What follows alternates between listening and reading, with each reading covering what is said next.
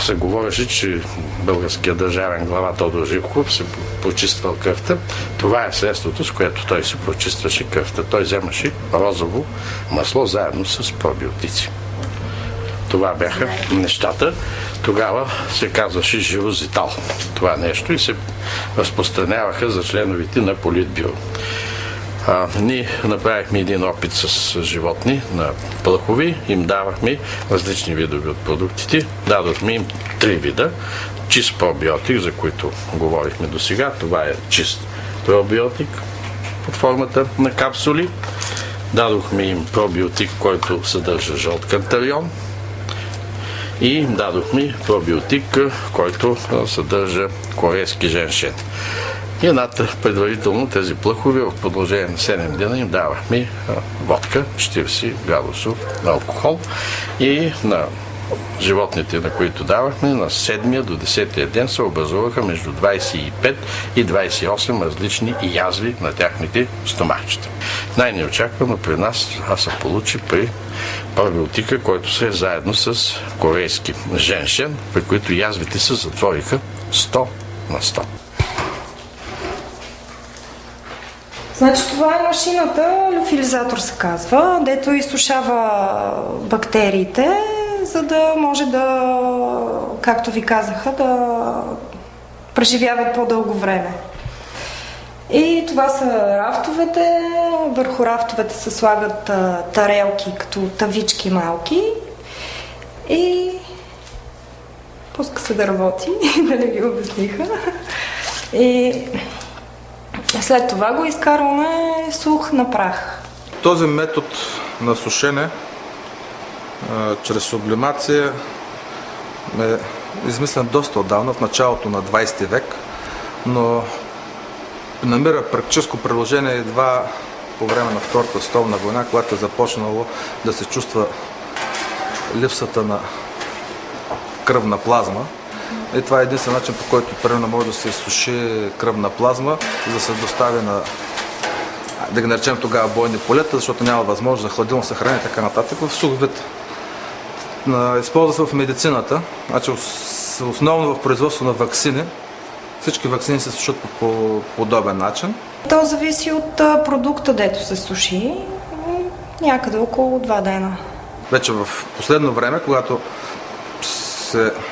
техниката достигна ниво, за да може да се поевтинят, да станат по-евтини този вид сушилни, намира приложение при производството на органични храни. Дезинфекцията е на много голямо ниво. Значи преди да се сложат тъвите и да се пусне машината, се измива с белина или някакви препарати, дето дезинфекцират. Просто всичко е... Хигиената трябва да е на много високо ниво, защото иначе се замърсява се продукта. Може да се използва като храна, може да се използва и в по-малки количества, като хранителни добавки.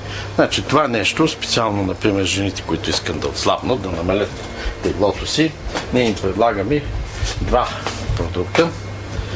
Ето го този, към който е добавено освен пробиотичната функционална храна, освен лактобацилите, освен минералите, аминокиселините и други, съдържа в себе си екстракт от папая. Папаята е един силен антиоксидант и той допълнително въздейства върху човешкият организъм. Как се стига до отслабване, за което е много важно да се знае.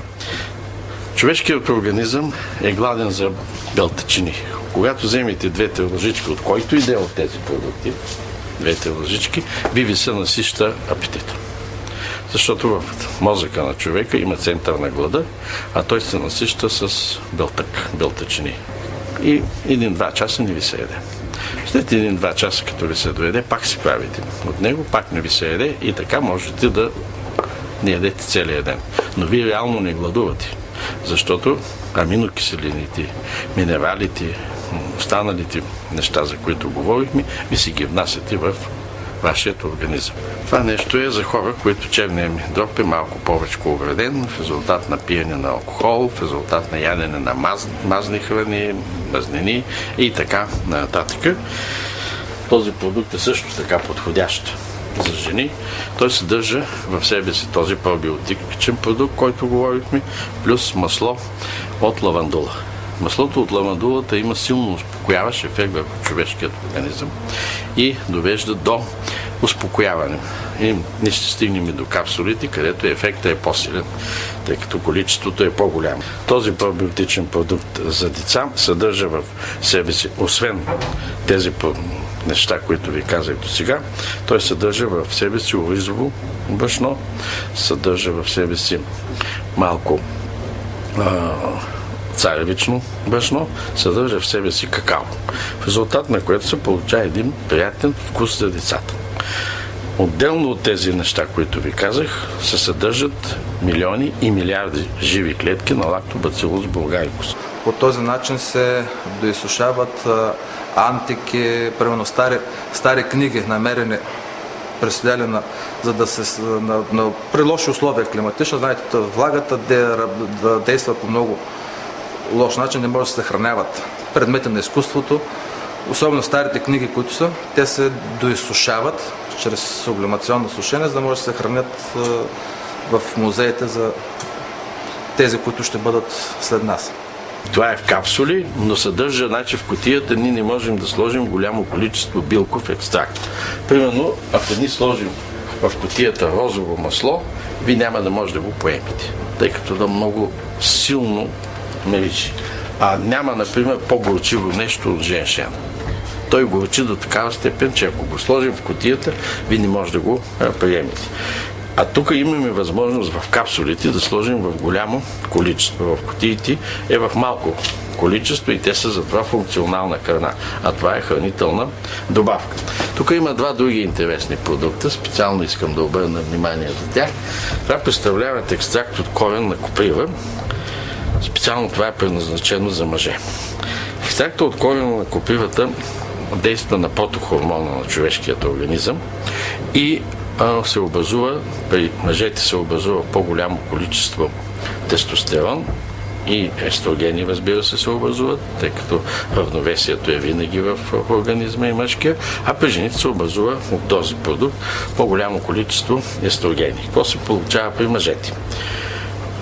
Това нещо, екстракта от корена на копривата, заедно с пробиотика, пробиотичният продукт се използва като транспортен носител на билковият екстракт, има ефект да предпазва от рака на простатата. Същевременно спира косопада, заекчават се ногтите, стават твърди и както има и също така усилва сексуалните възможности на мъже ефект. Както един каза, ще вика, след като изпия 4 капсулки сутрин от него, всички жени, викаме, се виждат хубави. При вас жените също спира косопада, увеличават се производството на естрогени и заедно това нещо с пробиотичната функционална храна има много добър ефект за остеопорозата. Концентрацията на пробиотичната бактерия е с 10 пъти минимум по-високо, отколкото в обикновеното кисело млеко. Ние премахваме тези буферните съставки. Белтъците, лактозата, водата. Значи, имайте предвид, че в едно кисело млеко водата е от порядъка на 85-88%. Това представлява суха закваска за кисело, за българско кисело мляко. По този начин може да се получи с едно пакетче, предназначено за 2 кг прясно мляко. Трябва да се знае, че за да се закваси прясно мляко, трябва да бъде пастеризирано само, т.е. това мляко, което издържа до 10-15 дена прясното мляко, тъй като доста от производителите произвеждат прясно мляко, което е много обработено по специален начин, на много дълго време издържа месеци и години, то не може да стане, тъй като то е фактически не е прясно